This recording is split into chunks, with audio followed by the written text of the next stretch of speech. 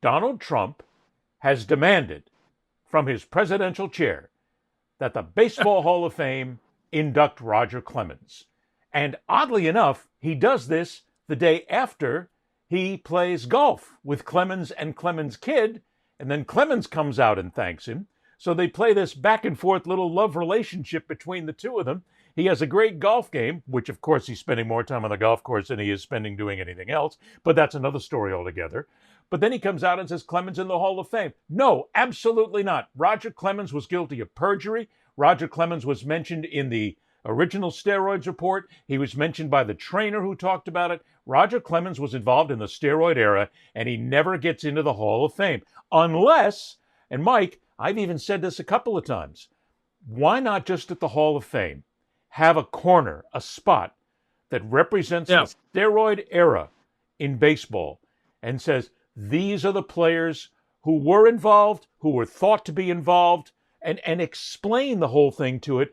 But baseball can't explain itself and really can't tell the story of the game until they admit that they allowed the steroid issue to happen.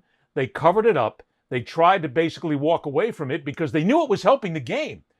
I mean, that goes back to the Mark McGwire and Sammy Sosa time when we got more people than ever watching the game because they're launching baseballs out of every ballpark they touch. And baseball loved it. It was selling tickets. And then you so got you can't tell the history of Barrett. Baseball without telling the history of steroids. Yeah, no, you're right. And there's still guys who use performance enhancers. The whole deal with professional athletes at that level is what I said before: is you walk right up to the line of these pharmacological gray zones, and you figure out what you can take and what you can't. That's going to ban you.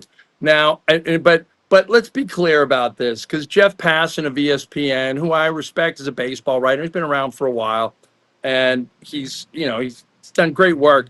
He's of the opinion that all these guys should get in because everybody used. That's not true. That not everybody used. Ken Griffey Jr. has never been accused or showed up in a Mitchell report or anything. He was he never used performance nobody ever tied him to performance enhancers in any shape or form. There are other great players that didn't do it.